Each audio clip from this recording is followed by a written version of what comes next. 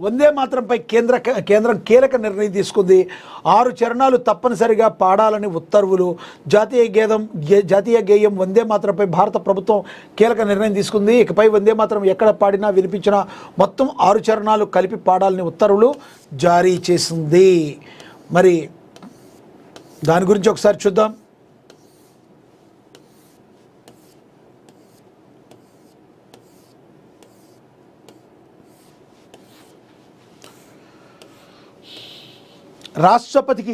రాష్ట్రపతికి సంబంధించిన కార్యక్రమాలు మొదలుకొని అన్ని ప్రభుత్వ అధికారిక కార్యక్రమాల్లో వందే మాతర గేయాన్ని తప్పనిసరి చేస్తూ కేంద్రం నిర్ణయం తీసుకుంది. ఇప్పటివరకు పాఠశాలలో వందే మాతరం మొదటి 2 చరణాలు మాత్రమే పాడేవారు.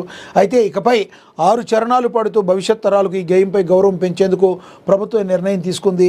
వందే మాతరం పాడే ప్రతి చోట 6 చరణాలు తప్పనిసరిగా వాడుకలో ఉండాలని చూడాలని రాష్ట్రాలకు ఆదేశాలు జారీ చేస్తుంది. వందే మాతరం పాడేటప్పుడు ప్రతి ఒక్కరూ గౌరవ సూచకంగా నిల్చోవాలని, గేయాన్ని ఆలపించేటప్పుడు ఇతరులను ఇబ్బంది పెడితే చట్టపరమైన చర్యలు తీసుకోవాలని సూచించింది.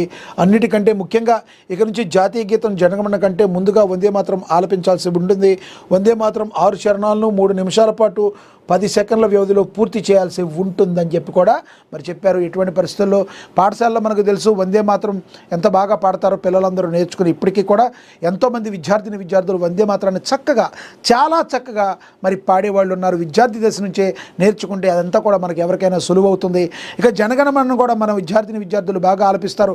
అఫ్కోర్స్ ఇప్పుడున్న ప్రస్తుతం ఉన్న రాజకీయ నాయకులందరికీ కంటే విద్యార్థులే జనగణమన కానీ వందే మాతరం కానీ చాలా చక్కగా తప్పులు లేకుండా పాడేవాళ్ళు ఉన్నారు. కొంతమంది రాజకీయ నాయకులకి ఇప్పటికీ కూడా మరి వందే మాతరం జనగణమన ఆ 2 స్ట్రాంజెస్ కానీ ఇప్పుడు అయితే 6 నేర్పించమంటున్నారు. ఆ 2 స్ట్రాంజెస్ కావచ్చు, జాతీయ గీతమైన మరి జనగణమన కావచ్చు, తప్పు లేకుండా పాడేవాళ్ళు చాలా తక్కువగానే ఉంటారని నేనైతే అనుకుంటున్నారు. మీరేమనుకుంటున్నారు కింద కమెంట్ బాక్స్ రూపంలో కమెంట్ అయితే చేయండి.